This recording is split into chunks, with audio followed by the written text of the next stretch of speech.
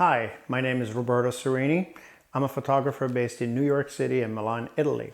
Don't forget to subscribe to my channel and check out some of my other tutorials at robertoserini.com/tutorials.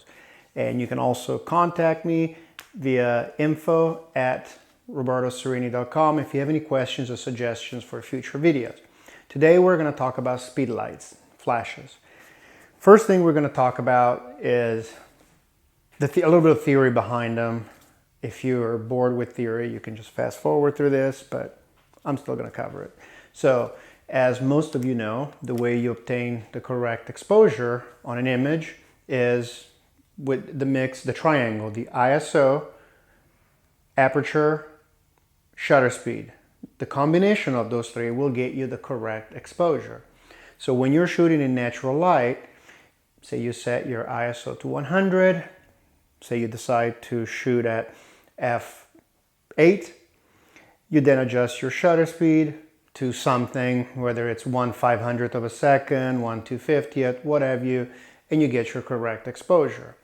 Now, when you're using speed lights, things change a little bit. And that is, ISO still works the same, it affects your exposure.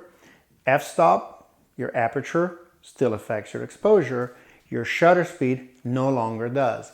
The reason for that is because your speed light is set at a certain speed, so that's how fast the light will come in and out of the speed light. So it doesn't matter what your camera shutter speed is, the subject will be lit for a duration of time equal to how long that speed light is emitting light and then turning off.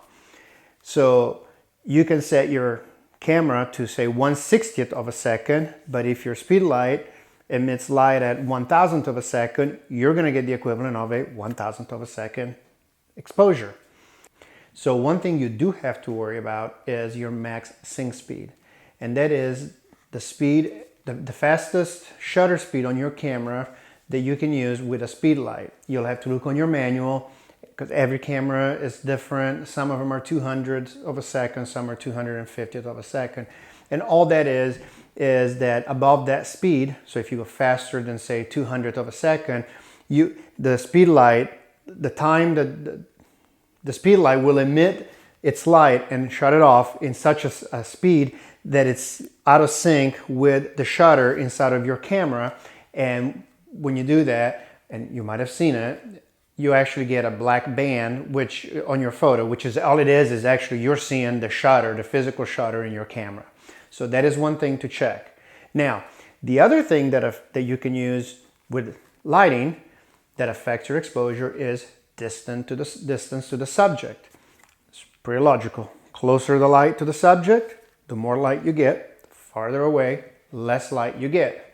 So to affect the exposure when using a speed light or flash, you use ISO, just like you're used to, aperture, f-stop, just like you're used to, and distance to the subject, from the subject to the light. Those are the only three things really that will affect your exposure when using speed lights. So what you can do with this is this. If you're shooting outdoor a person during the day, great thing is, first thing is set your camera, your aperture, ISO, and shutter speed to get your background exposed correctly. Again, you don't want to shoot an extremely bright sunny day because otherwise you will have to get your shutter speed so fast that it will go above the max sync speed. So then you'll have to start using what's called high speed sync, and not all speed lights have them. So for now, don't worry about it. Don't just shoot in the shade or not at noon, basically. So you set your exposure for your background. After that is set, keeping your max sync speed below max sync, your shutter speed below max sync speed, you bring your lighting to the subject and you take your shot. If it's too dark, you bump up the power on your light until you get the correct exposure on the subject as well.